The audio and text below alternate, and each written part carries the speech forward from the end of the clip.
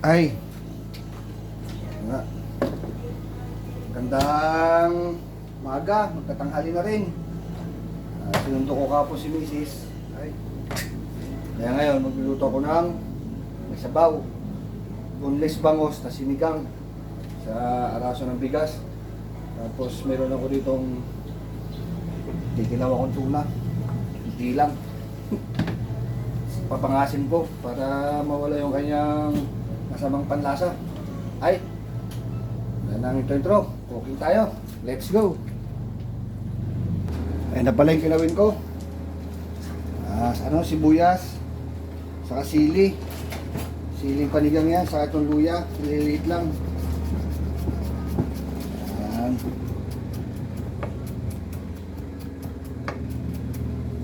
Okay, ito lang yan mga idol.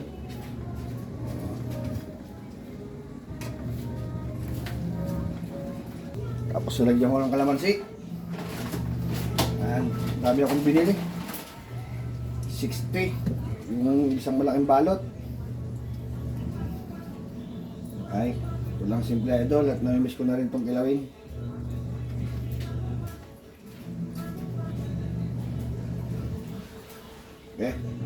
Okay muna siguro yan.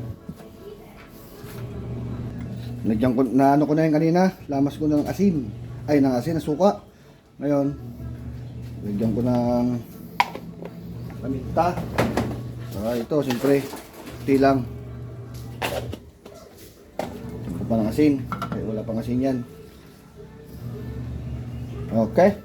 Ay, nalamasin ko na. Ako lang din naman nakakain ito. Ang mga idol, simpleng kilawin. Meron na suka yan, tas kalamansi. Ay. Ano?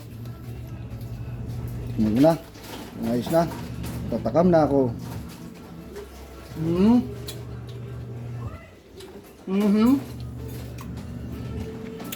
At start na. Okay. Lagay ko na yung hugas bigas. Yan. Tapos next,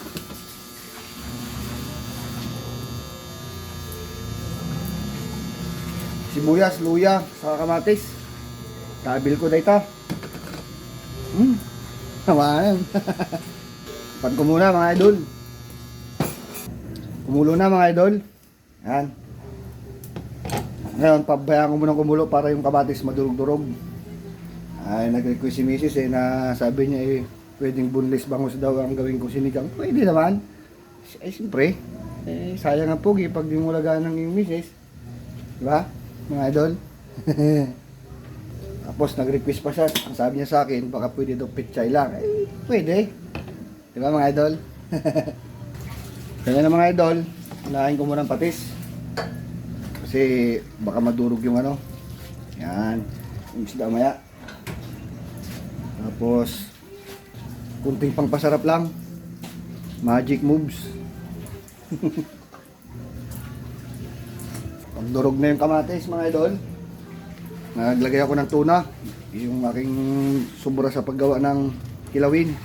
As to belly ng bangos, belly uli, and then siyempre sa akin yan yung mayroong bituka.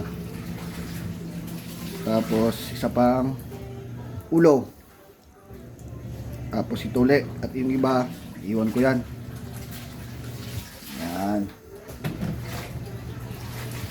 May lasa na yan idol. Dapat hindi siya madurog. Ngayon, lagay ko na yung kalamansi. Yan. Tapos siling panigang, higasan ko na yan.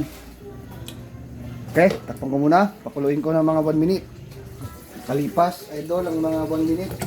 Ang itsura niya. Titikman ko muna kung kulang ng alat o asim. Ayun na po, may mas. Kaso, kulang pa ng asim. Okay na yung kanyang asim. Kulang pa ng patis. Ay, mga kabsat. Mga rin. Sigurado, higop sa boto si misis ko. Kaya ko pa lang siya hilutin. Ngayon, ganyan na. May ko ng pechay. Para hindi madurog yung bangus. Half cook lang mga idol. Ayan.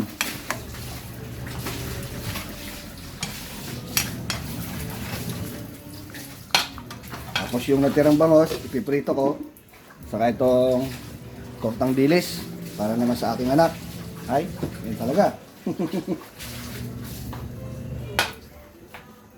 Makalipas ang 1 minute to 2 minutes. Ayun na po yung sinigang. Ay, bili niya oh. Boneless po yan, kaya kalahat po kain. Hindi ka na mahirapan magtinik. Ay, kain na po tayo. Ang tanghalian, pakainin ko na yung misis ko at para mapawisan na siya. Oh.